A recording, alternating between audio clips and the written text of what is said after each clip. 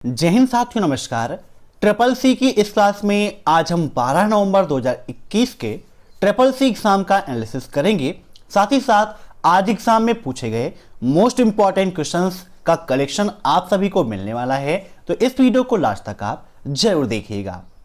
आज के इन प्रश्नों को हमारे पास सेंड किया है नितेश यादव जी ने, जो देवरिया से बिलोंग करते हैं, रामजी गुप्ता जी ने, जो सीतापुर से बिलोंग करते हैं, गौतम कुमार जी ने, भरत कुमार जी ने, अभिषेक चौधरी जी ने, उमाशंकर जी ने और अभिनव यादव जी ने। सबसे पहले इन सभी लोगों को बहुत बहुत धन्यवाद। अभी और भी लोगों के प्रश्न हमें मिल रहे थे जिन्हें हम नेक्स्ट क्लासेस में डिस्कस करेंगे। दोस्तों, सभी के एग्जाम में एक जैसे प्रश्न नहीं आते हैं। हर शिफ्ट के या फिर या कहें एक ही शिफ्ट के सभी बच्चों के प्रश्न अलग अलग होते हैं। इसीलिए आज जिनका भी ट्रिपल सी का एग्जाम रहा हो वो सभी लोग नीचे दिख रहे कॉन्टेक्ट नंबर पर हमें क्वेश्चंस को सेंड कर देंगे, ताकि उन्हें हम अपनी क्लासेस में डिस्कस कर सकें और नेक्स्ट डे जिनका भी एग्जाम रहे उनके एग्जाम में काफी हेल्प हो सके। एग्जाम से पहले आप सभी लोग अभय एक्सेल कंप्यूटर की ट्रिपल सी की महामैराथन क्लास को देखना मत भूलिएगा। एग्जाम के बाद बच्चे अपना रिव्यू दे रहे हैं, जहां पर वो साफ साफ बता रहे हैं कि हमारी महामैराथन क्लास से 60 to 70% क्वेश्चंस आ रहे हैं, तो कंप्लीटली उसे देख लीजिएगा। और लिब्रे ऑफिस के बहुत ज्यादा प्रश्न एग्जाम में मिल रहे हैं, इसीलिए एग्जाम से पहले ही मैंने लिब्रे ऑफिस की कंप्लीट महामैराथन क्लास कराई थी, जिसको देखने के बाद लिब्रे ऑफिस की सारी टेंशन आपकी दूर हो जाएगी। उसे भी आप देख लीजिएगा। और वीडियो के नीचे हमारी 2100 मोस्ट इंपॉर्टेंट क्वेश्चंस की ट्रिपल सी की बेस्ट ई बुक की लिंक मैंने दे रखी है। पढ़िए, डाउनलोड करिए और ट्रिपल सी एग्जाम में टॉप करिए। तो टाइम वेस्ट ना करते हुए चलिए शुरू करते हैं आज की ये क्लास।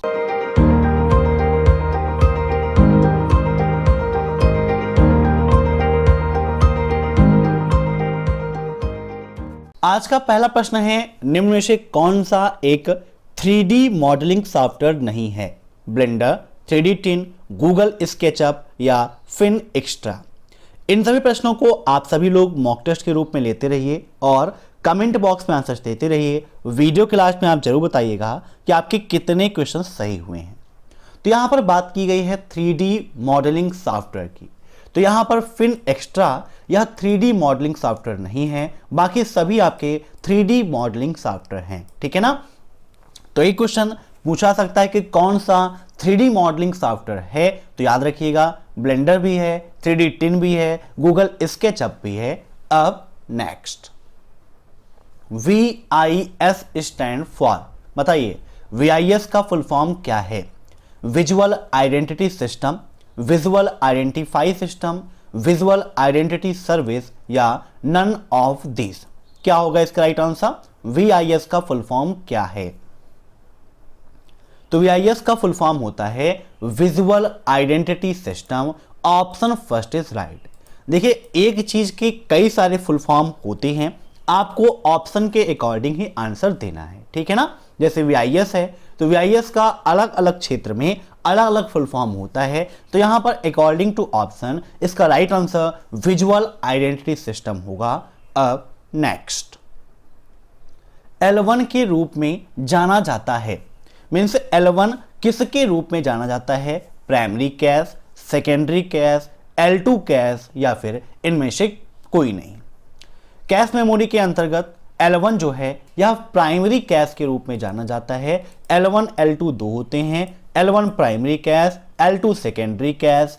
अब नेक्स्ट, साइबर सुरक्षा का पर्यायवाची है।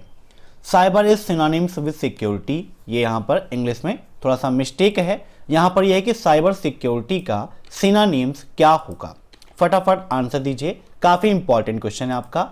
पहला ऑप्शन है आपका इंफॉर्मेशन टेक्नोलॉजी सिक्योरिटी, दूसरा साइबर अटैक, तीसरा इंफॉर्मेशन टेली सिक्योरिटी या इंटरनेशनल टेक्नोलॉजी सिक्योरिटी। बताइए क्या हो जाएगा इसका राइट आंसर? काफी इंपॉर्टेंट क्वेश्चन है, यहां पर अब सब में से हम हटा दे रहे हैं ऑप्शंस को क्योंकि वहां पर मिस्टेक हो गई है। तो इसका राइट आंसर क्या हो जाएगा? Information technology security. ठीक है ना? साइबर सिक्योरिटी वर्तमान समय आप देखते हैं कि साइबर का खतरा कितना बढ़ गया है। पर डे कोई ना कोई अकाउंट हैक हो रहा है, किसी के अकाउंट से कभी पैसे निकल जा रहे हैं, सभी क्या हैं, साइबर क्राइम हैं, साइबर अटैक के अंतर्गत हैं। वायरसेस के माध्यम से या फिशिंग अटैक के माध्यम से आप सभी को नुकसान पहुंचाया जा रहा है। तो साइबर सुरक्षा, साइबर सिक्योरिटी इसके लिए काफी जरूरी है। अब नेक्स्ट, यूएसएसडी सेवा से क्या नहीं कर सकते। यूएसएसडी का फुल फॉर्म भी ट्रिपल एग्जाम में काफी पूछा जा रहा है। यूएसएसडी के लिए किस कोड का उपयोग करते हैं, यह प्रश्न भी काफी पूछा जा रहा है। तो यूएसएसडी का फुल फॉर्म होता है अनस्ट्रक्चर्ड सप्लीमेंट्री सर्विस डाटा, और यूएसएसडी सेवा का लाभ उठाने के लिए हम *99# का उपयोग करते हैं।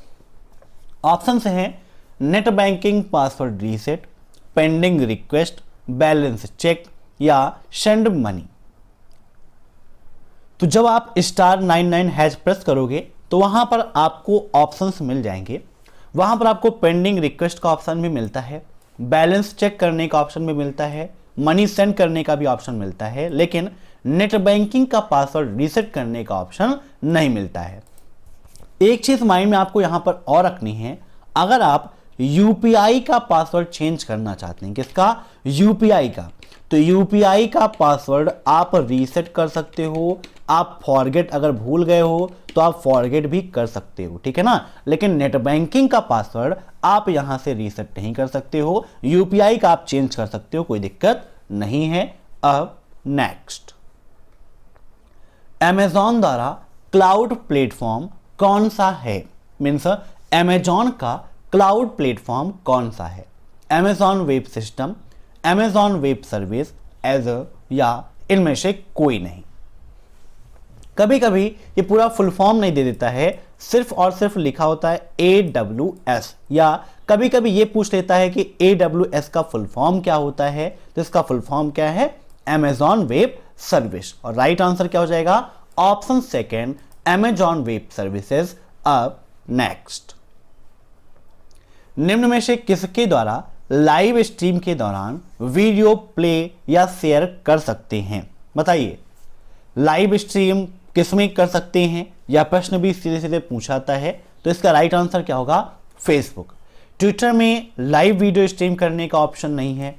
लिंक्डइन में वीडियो चैट तो कर सकते हैं, लेकिन लाइव वीडियो स्ट्रीम करने का सेक्शन नहीं है। व्हाट्सएप पे आप वीडियो सेंड कर सकते हो, वीडियो रिसीव कर सकते हो, वीडियो स्टेटस में लगा सकते हो, लेकिन लाइव वीडियो स्ट्रीम करने का कोई ऑप्शन व्हाट्सएप में भी नहीं है। तो फेसबुक पर लाइव वीडियो स्ट्रीम कर सकते हैं। स्ट्रीमिंग के दौरान हम शेयर भी कर सकते हैं, प्ले भी कर सकते हैं, जो भी चाहें वो कर सकते हैं, कोई दिक्कत नहीं है। अब नेक्स्ट, BCR क्या है, व्हाट इज BCR। अब देखिए BCR अगर आप बैंकिंग के क्षेत्र में देखें तो इसका फुल फॉर्म अलग हो जाता है। नॉर्मली आप देखें तो BCR का मतलब क्या है, बार कोड रीडर।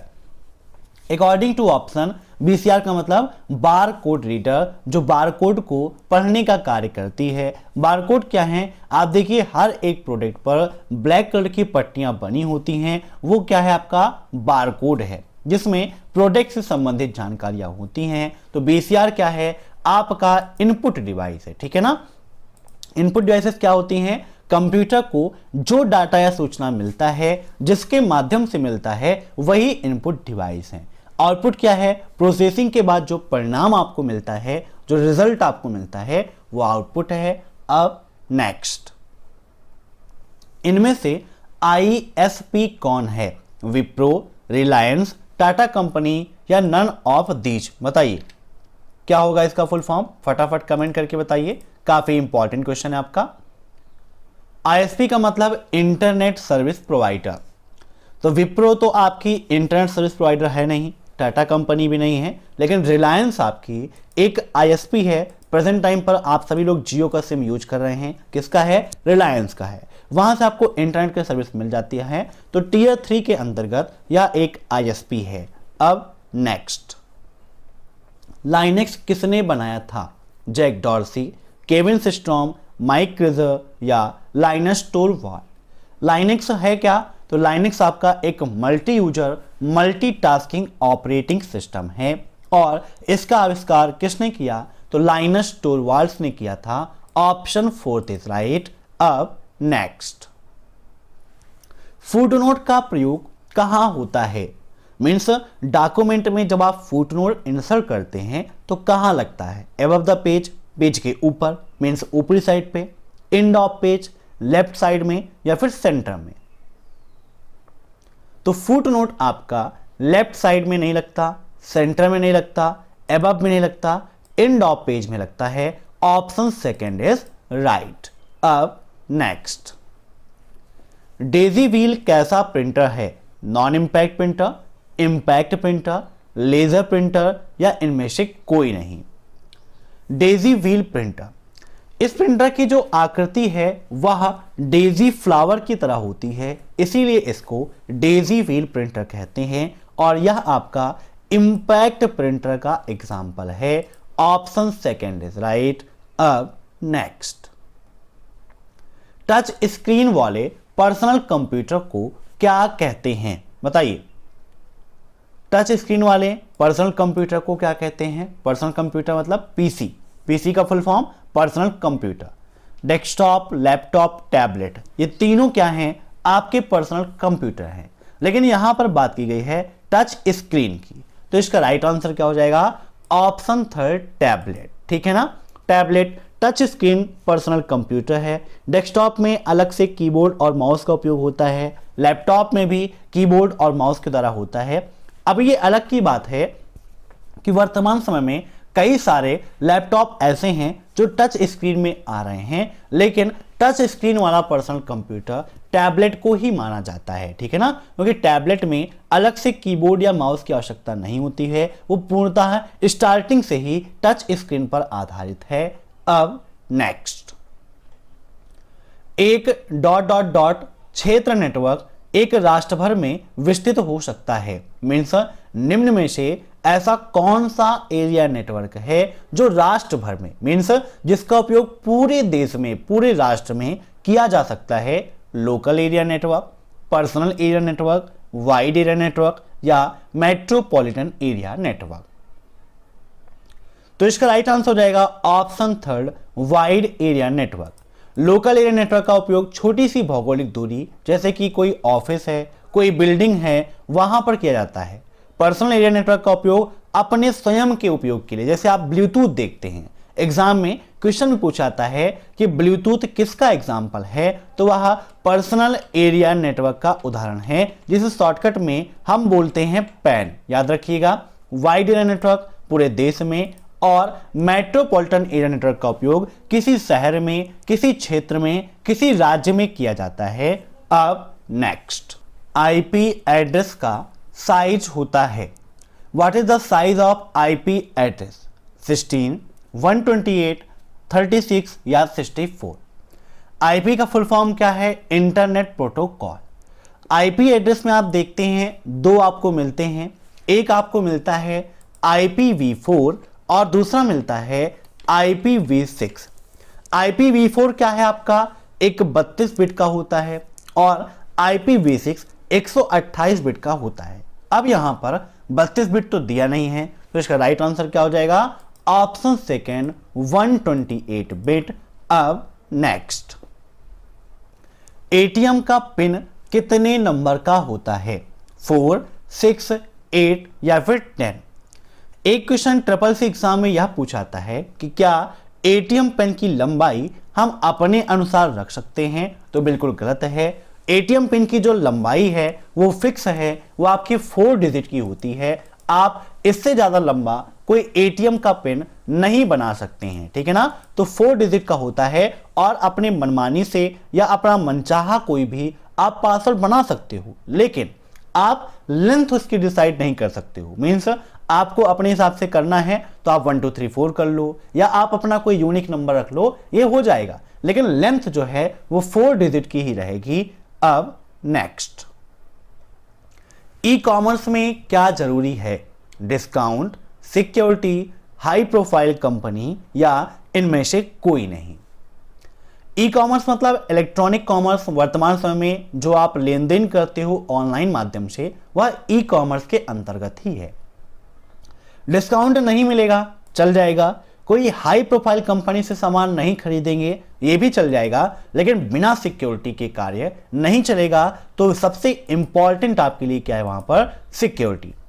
ऑनलाइन आप ट्रांजैक्शन कर रहे हैं, अगर सिक्योरिटी नहीं होगी तो हो सकता है कि आप वहां पर जो अपना क्रेडिट कार्ड नंबर डालें, जो यूपीआई पिन डालें, वो किसी के द्वारा एक्सेस कर लिया जाए और फिर आपका अकाउंट खाली भी हो सकता है। इसीलिए सिक्योरिटी सबसे ज्यादा इंपॉर्टेंट है। अब नेक्स्ट, नेविगेटर ऑन ऑफ की मीन्स नेविगेटर को ऑन या ऑफ करने के लिए किसका उपयोग करते हैं? F6, F7, F5 या Ctrl+F5। एक क्वेश्चन 666 एग्जाम में काफी पूछाता है कि नेविगेटर का ऑप्शन किस मेनू में मिलता है। नेविगेटर का कार्य क्या होता है? यहां पर व्यू मेनू में आप जाते हो तो यहां पर आपको मिल जाता है नेविगेटर का ऑप्शन, जिसकी शॉर्टकट की होती है F5। ऐसे ही डाटा सोर्सेस की Ctrl+C+F4, फुल स्क्रीन की Ctrl+C+J, स्टाइल की F11, साइड बार के लिए Ctrl+F5 का उपयोग करते हैं। 666 एग्जाम में पूछाता है कि साइड बार के लिए किस शॉर्टकट की का उपयोग करते हैं, तो Ctrl+F5 का उपयोग करते हैं। नेविगेटर ये नेविगेट करता है कि पूरे डॉक्यूमेंट में हमने कितनी हेडिंग्स, कितने टेबल्स, कितने फ्रेम, कितनी इमेजेस, कितने क्वेरी ऑब्जेक्ट, कितना बुकमार्क, मीन्स किसका कितना उपयोग किया है, वो सारी चीजें नेविगेटर में हमें बताता है। पेज कितने लिए हैं, तो अभी हमारे पास एक ही पेज है, तो यहां पर एक आपको दिखा रहा है। तो यही आपका नेविगेटर है। तो राइट आंसर क्या हो जाएगा? Option C F5। अब नेक्स्ट, विषम पहचानिए। निम्न में से विषम कौन सा है? SBI, RBI, union bank of India या सेंट्रल बैंक। अब यहां पर आप देखें तो SBI, यूनियन बैंक और सेंट्रल बैंक ये नॉर्मल बैंक हैं, और इन सभी को कौन देखता है, इन सभी की रिस्पॉन्सिबिलिटी किसके पास है? तो RBI इसको हैंडल करता है। तो यह विषम है, ठीक है ना। इसका फुल फॉर्म क्या होता है? रिजर्व बैंक ऑफ इंडिया, और SBI का full form State Bank of India. अब नेक्स्ट, बाउंस मेल क्या है? Sent mail, return mail, receive mail या डिलीटेड मेल। जो मेल भेज देते हैं वह सेंट में स्टोर रहती है, जो मेल डिलीट हो जाती है वह कहां पर स्टोर होती है? यह प्रश्न भी 666 एग्जाम में काफी पूछाता है। तो जो मेल डिलीट कर देते हैं वह ट्रैश में स्टोर रहती है, और जो मेल वापस आ जाती है मीन्स जो रिटर्न मेल है वह बाउंस मेल कहलाती है। Option second is right.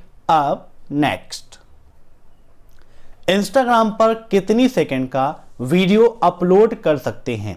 60 second का, 30 सेकंड का, 5 मिनट का या 10 मिनट का? बताइए। इंस्टाग्राम क्या है? आपका एक सोशल नेटवर्किंग साइट है जहां पर आप 60 सेकंड का वीडियो अपलोड कर सकते हो, अर्थात 1 मिनट का वीडियो आप अपलोड कर सकते हो। इसका ऑनरशिप किसके पास है? यह क्वेश्चन में 666 एग्जाम में काफी पूछाता है।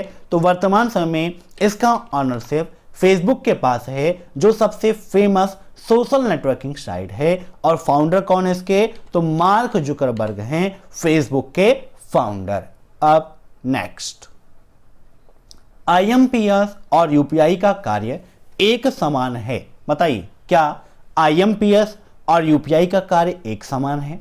IMPS का full form immediate payment service, UPI का full form unified payment interface, और दोनों का कार्य पेमेंट सेंड करने में किया जाता है। तो काम तो दोनों का समान है, लेकिन लिमिट्स अलग अलग हैं, वो अलग की बात है। काम दोनों का समान है, समय दोनों का सेम है, दोनों में कोई टाइम लिमिट नहीं है, तो बिल्कुल सही है। दोनों का जो कार्य है वो एक ही है, पैसे को भेजना और रिसीव करना दोनों UPI और IMPS के माध्यम से होते हैं। अब नेक्स्ट, लिब्रिऑफिस राइटर एक ओपन सोर्स सॉफ्टवेयर है, ट्रू या फॉल्स?